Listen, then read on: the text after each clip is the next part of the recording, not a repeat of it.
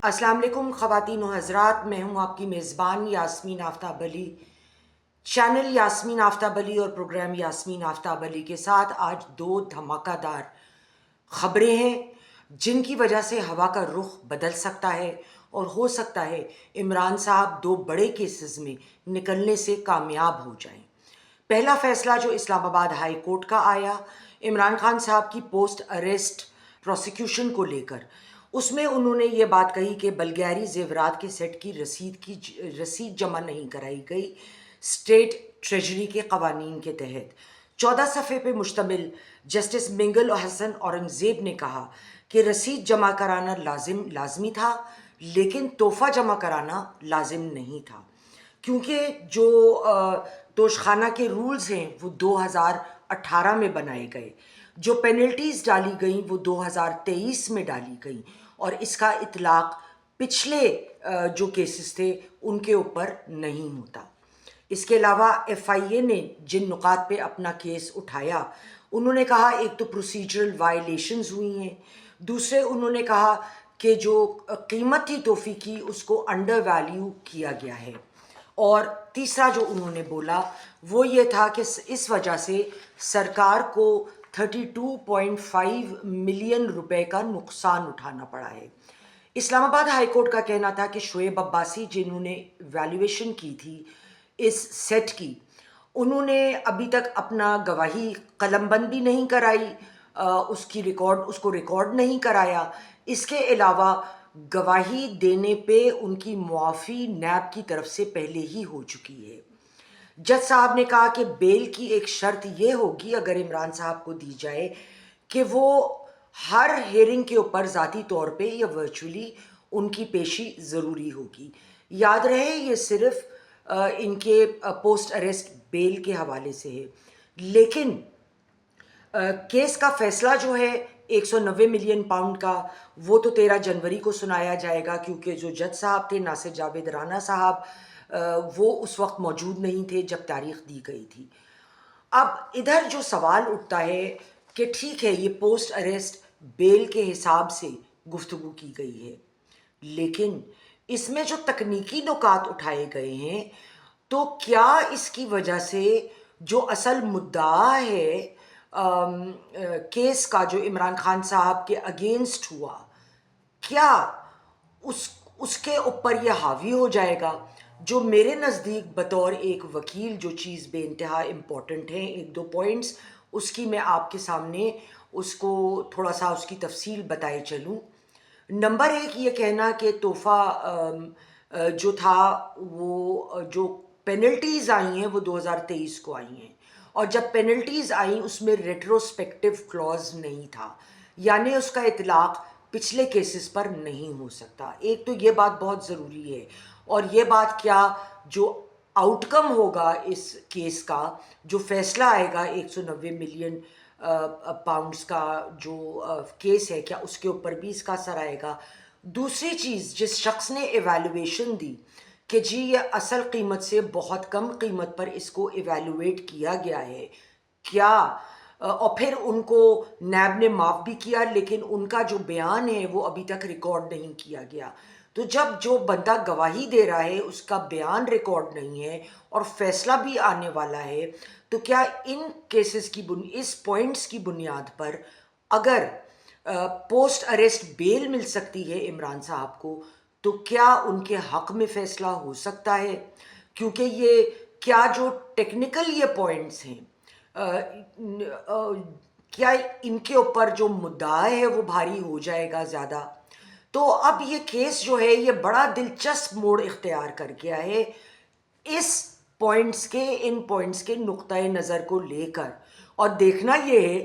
कि फ़ैसला जब आएगा तो फ़ैसला क्या होता है, क्योंकि पहले जो हम लोगों का ख्याल था कि ये डन डील है और इमरान साहब और बुशरा बीबी को तो हर हालत में इस केस में सज़ा होगी। ये जो कवानीन सामने उठाए गए पोस्ट अरेस्ट बेल को लेके,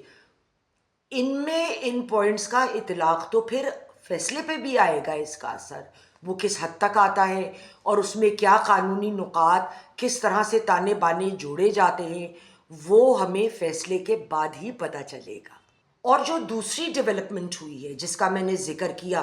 وہ یہ ہے کہ آئینی جو کورٹ ہے سپریم کورٹ آف پاکستان کا، اس میں بہت اہم نکات اٹھائے گئے ہیں اس مدعے کو لے کے کہ کیا سویلینز کا ٹرائل ملٹری کورٹ میں ہو سکتا ہے۔ اب جسٹس جمال مندوخیل نے سوال اٹھایا کہ کیا فوج بطور جج سول معاملات میں انٹرفیئر کر سکتی ہے، اس میں جج بن سکتی ہے۔ انہوں نے کہا کہ آرمی ایکٹ ڈیزائن کیا گیا تھا کہ آرمی کی صفوں میں ڈسپلن جو ہے وہ مینٹین کیا جائے، لیکن انہوں نے جو جملہ کہا کوٹ ان کوٹ میں بتا رہی ہوں، extending it to civilians requires clear justification، یعنی ایک دروازہ انہوں نے بہرحال کھولا ہے کہ اگر سویلینز پر اس کا اطلاق ہوتا ہے آرمی ایکٹ کا، تو اس میں بہت کلیئر وجہ اور جسٹیفیکیشن ہونی چاہیے کہ ان کا ملٹری ٹرائل کیوں ہو رہا ہے۔ انہوں نے یہ بھی کہا کہ محض اگر کوئی شخص ایک ریسٹرکٹڈ پوسٹ کے پاس کھڑا ہے تو اس کو پکڑ لینا کہ وہ کوئی جرم کر رہا ہے، یہ بات غلط ہے اور اس میں اس کو سزا نہیں ہو سکتی۔ آپ کو یاد ہوگا کہ جب 9 مئی کے معاملے میں لوگوں کی پکڑ دکڑ کی گئی تھی تو ہم نے بہت دفعے یہ بھی بات سنی، اس بات کو ہم نے سنا کہ جی کچھ لوگ ویسے ہی کھڑے تھے یا گزر رہے تھے تو انہیں پکڑ لیا گیا۔ اور دوسری چیز، اس بات کا بھی فرق جج صاحب نے ادھر رکھا کہ جو سہولت کار ہیں، جو ایکچوئل لوگ انوالو تھے پلاننگ میں اور اس کو کامیاب بنانے کے لیے، ان کو انہوں نے فرق دیا ہے ان لوگوں کے ساتھ جن کا ان سے اس طرح کا تعلق نہیں تھا۔ اور اس کے علاوہ ایک پوائنٹ اور جو میں بتانا چاہوں گی کہ اکتوبر 2023 میں ایک 5 رکنی بینچ جو سپریم کورٹ کا تھا، اس میں کہا گیا کہ سویلینز کا ملٹری ٹرائل وائڈ ہے، اور 103 لوگ جو 9 مئی اور 10 مئی میں پکڑے گئے تھے ان کا احتساب سول عدالتوں میں کیا جائے۔ ایک بات تو یہ ہے کہ ایسا ہوا نہیں ہے، ملٹری کورٹ ٹرائل بھی کر رہی ہے، لوگوں کو سزائیں بھی دے رہی ہے، اور یہ جو ایک بات اس نقطے میں اٹھائی گئی کہ extending it to civilians requires clear justification, تو اگر جو پروسیکیوشن ہے وہ یہ ثابت کر لیتی ہے کہ جسٹیفیکیشن ہے کیونکہ فلاں فلاں لوگوں کے تانے بانے اس طرح جڑتے ہیں، تو اس معاملے کو جو ہے وہ اس طرح سے ہی دیکھا جائے گا۔ اب ادھر مجھے دوبارہ دوست محمد جو ینگسٹ چیف منسٹر تھے پنجاب حکومت کے ایک زمانے میں، تو انہوں نے ایک بات کی تھی کہ بعض اوقات کچھ باتیں اٹھائی جاتی ہیں یا نقطے اٹھائے جاتے ہیں تاکہ مسئلے کو سیٹل کیا جائے۔ تو اگر یہ بات اٹھائی گئی ہے تو کیا یہ اس لیے اٹھائی گئی ہے کہ واقعی اس چیز کی کلیریفیکیشن ضروری ہے، یا اس کے ساتھ ساتھ اس لیے بھی اٹھائی گئی کہ کلیریفیکیشن جب ہوگی تو اس میں جس طرح سے ایک دروازہ کھولا گیا ہے کہ آپ کو جسٹیفائی کرنا پڑے گا، یعنی جسٹیفائی کر دیں گے تو کر لیں پھر ٹرائل کورٹ میں ان کا سویلینز کا، جہاں پہ اگر وہ خالی کھڑے ہوئے ہیں۔ اب ظاہر ہے جو لوگ جن کی ویڈیوز موجود ہیں، جن کے تمام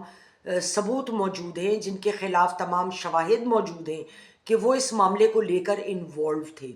جیسے ان کے اپنے نیفیو تھے عمران خان صاحب سے کہ جو جج صاحب کی پتلون نچا نچا کے سائز دکھا رہے تھے، اور ان کے دوست تھے جن کو سزا ہوئی ہے، اور ان کا نام ان کے غالباً روم میٹ بھی تھے، ان کے ساتھی بھی تھے، دوست بھی تھے، جو وکیل صاحب تھے، جن لوگوں کو 2 سال کے اندر کے وقت میں سزا دی گئی ان میں ان کا نام نہیں تھا، کیونکہ جو سہولت کار اور ایکٹیو انوالومنٹ ہے جن لوگوں کی، ان کو فوج نے بڑا کلیئرلی سیگریگیٹ کیا ہے ان لوگوں سے کہ جو لوگ جس کو کہتے ہیں نا پیچھے چل پڑے یا ویسے ہی کھڑے تھے یا کوئی اس قسم کا معاملہ تھا۔ تو خواتین و حضرات دیکھتے ہیں کہ ان دونوں معاملات میں، یعنی جو اب 190 ملین پاؤنڈ کا کیس آنے والا ہے اس کے فیصلے میں، اور جو ملٹری ٹرائل میں سویلینز کا کیس چلے گا، اور خاص کر جو یہ سنا جا رہا ہے کہ فیض حمید کے بعد اب عمران صاحب کا بچنا ملٹری کورٹ سے لگ بھگ ناممکن ہے کہ یہ جو اب سوالات کیے گئے ہیں یہ وقت بتائے گا کہ اس کی انٹرپریٹیشن اصل میں کیا ہے. خواتین و حضرات میرے ساتھ رہیے، ہر چیز بغیر اینگل کے، بغیر کسی کی سپورٹ کے آپ کے سامنے لا کے پیش کروں گی. پروگرام یاسمین آفتاب علی کو سبسکرائب نہیں کیا تو پلیز سبسکرائب کریں. اگلے پروگرام تک خدا حافظ.